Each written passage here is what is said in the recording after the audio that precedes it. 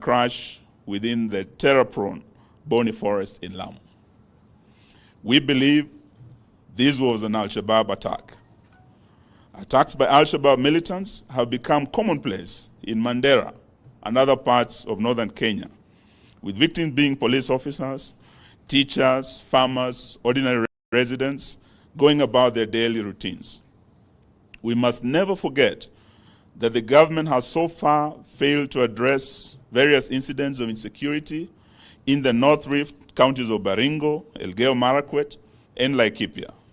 In these places, armed groups, bandits, and cattle rustlers continue to conduct raids on neighboring communities, destroy property, and cause massive displacement of people.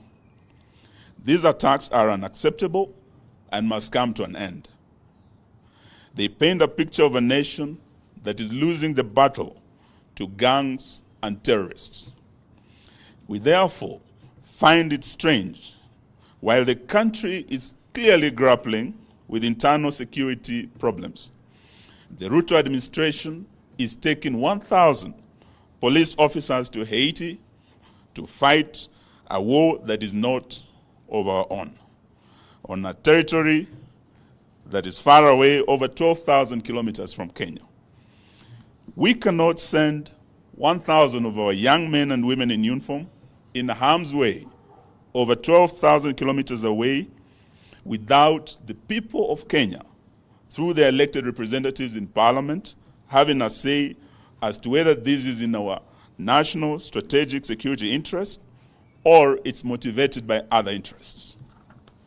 In this regard, we call upon Parliament to immediately summon the CS of Interior, now that his defense counterpart appeared before the Senate yesterday, and he actually ducked this question. He passed the buck to his Interior counterpart.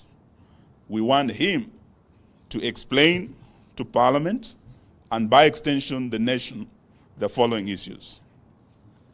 1, why are we sending our officers to Haiti to protect Haitians while the security situation at home is deteriorating and they are unable to protect lives and property of Kenyans in Sondu, in the North Rift, in Northeastern, in Lamu, and at the coast against gangs, cattle rustlers, bandits, and the resurgent Al-Shabaab terrorists who are slaughtering Kenyans day and night?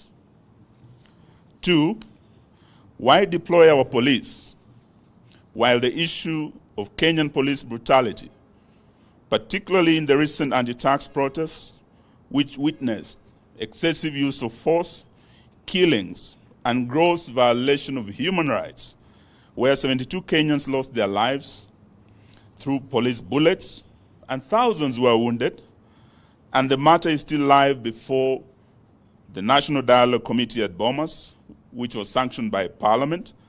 Some matters are before our courts, and some matters are still being considered by the Police Reform Task Force. 3, won't this be tantamount to exporting police brutality and abuse of human rights to our black Haitian brothers and sisters who are also protesting the illegitimacy of their president, just the way Kenyans were protesting and were clobbered by the same police? 4, Kenya has an impeccable liberation and Pan-Africanist credentials and ties to the liberation movements in the Caribbean and all over the world.